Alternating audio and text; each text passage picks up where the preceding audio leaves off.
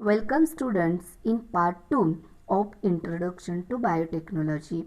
Now today we are going to learn the point epithelial tissue म्हणजे अभिस्तर ऊती आज आपण बघणार आहोत. Protective coverings in the animal body are called epithelial tissue म्हणजे प्राण्यांच्या शरीरातील संरक्षक आवरणांना अभिस्तर ऊती म्हणतात.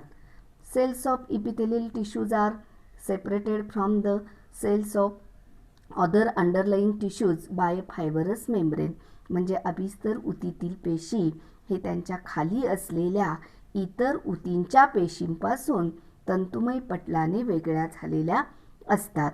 मग the skin, mucus layer of the mouth cavity, inner surface of blood vessels, walls of the alveoli etcetera are made up of epithelial tissues म्हणजे त्वचा, तोंडाच्या आतील स्तर, रक्तवाहिन्यांचे स्तर, फुफ्फुसातील वायुकोशाचा स्तर इत्यादी अभिस्तर ऊतींपासून बनलेले असतात. Next point see, types of epithelial tissues म्हणजे अभिस्तर ऊतींचे प्रकार आज आपण बघूया. There are 6 types of epithelial tissues.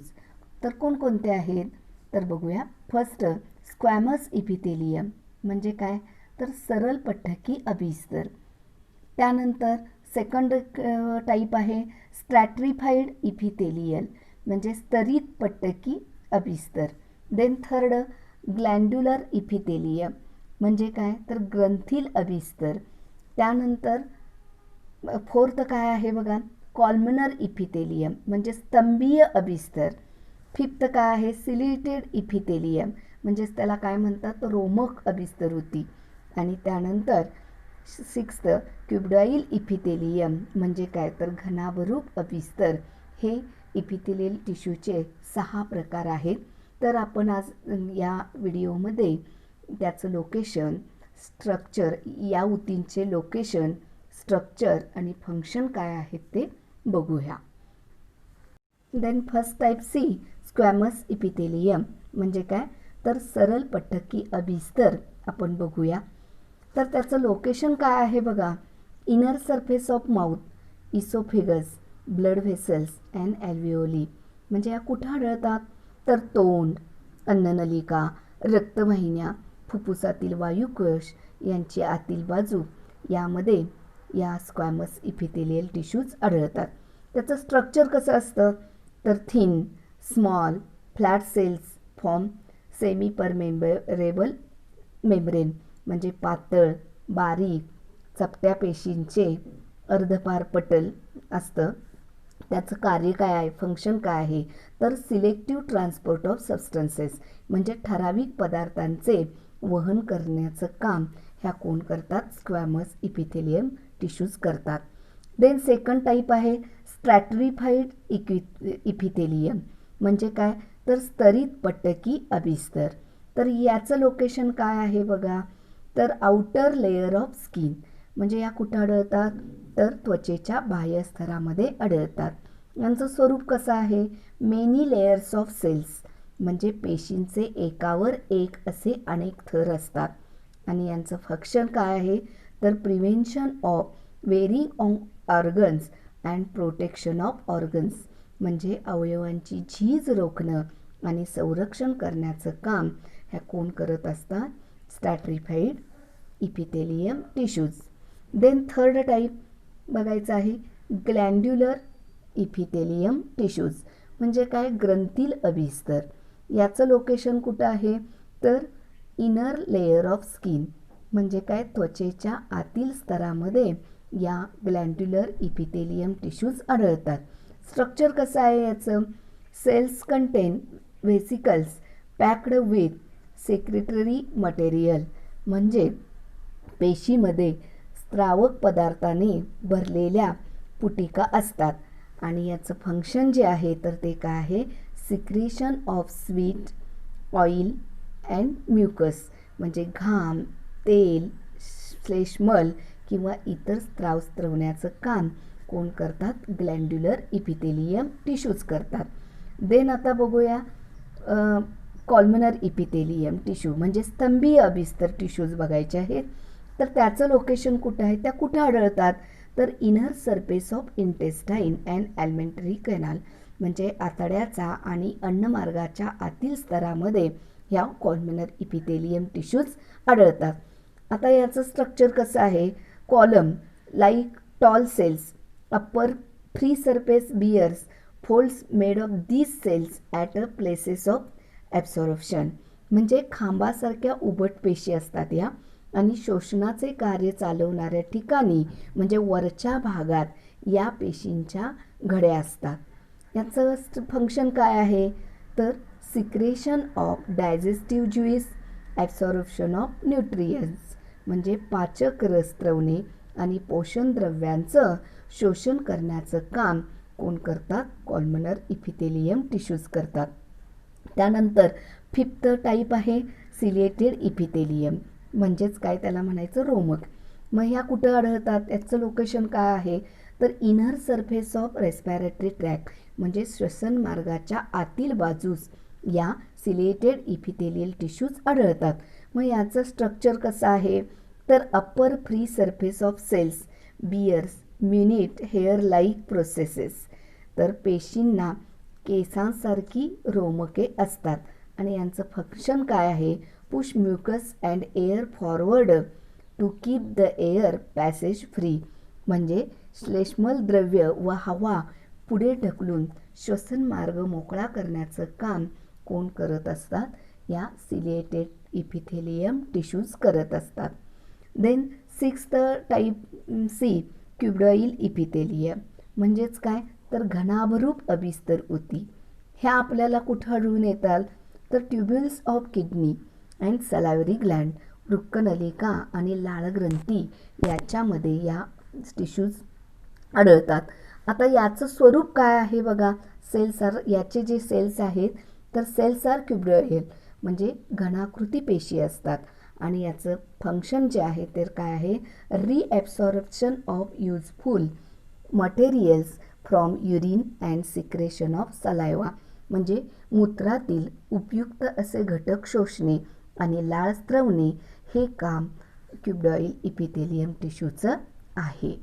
Then next point see connective tissue, म्हणजे संयोजी ऊती बघूया. Tissues which join different parts of the body are called connective tissue, म्हणजे शरीराचे वेगवेगळे भाग एकमेकांना जोडणाऱ्या ऊती म्हणजे काय सांगता येईल, संयोजी ऊती. Cells in this type of tissue are loosely arranged with the ground substance in the free spaces in between, and the ground substance may be solid, liquid like water or jelly like. Then see types of connective tissue. There are 7 types of connective tissue. संयोजी ऊतीचे किती प्रकार आहेत, 7. तर बघूया. First is a blood, then second lymph, then areolar tissue, then fourth adipose tissue, then fifth cartilage tissue, then 6 bones, and then 7 tendons and ligaments. तर अशा तऱ्हेने there are 7 types of connective tissue. तर या connective टिश्यूचे आपण location, structure आणि function बघूया. तर first type is a blood. Blood म्हणजे काय, रक्त. तर याचं लोकेशन काय आहे, क्लोज्ड सर्क्युलेटरी सिस्टीम. तसेच स्ट्रक्चर काय आहे बघा, erythrocytes, leucocytes and platelets in a liquid plasma, म्हणजे रक्तद्रवात लोहित रक्तकणिका, श्वेत रक्तकणिका व रक्तबिंबिका, तसेच द्रवरूप आधारक.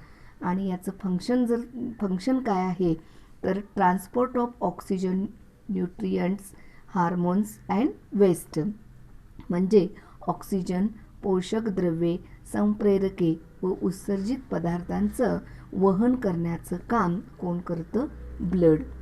Then second lymph. तर lymph म्हणजे काय, लसिका.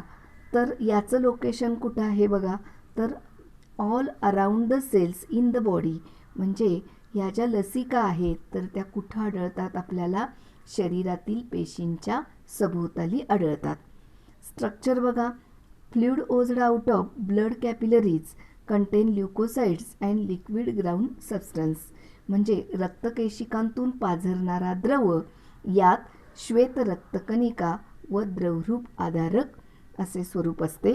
आणि त्याचप्रमाणे त्याचं फंक्शन काय आहे तर protection of body from infections, म्हणजे रोगाच्या संक्रमणापासून शरीराचं संरक्षण करण्याचं काम कोण करतात, लसिका.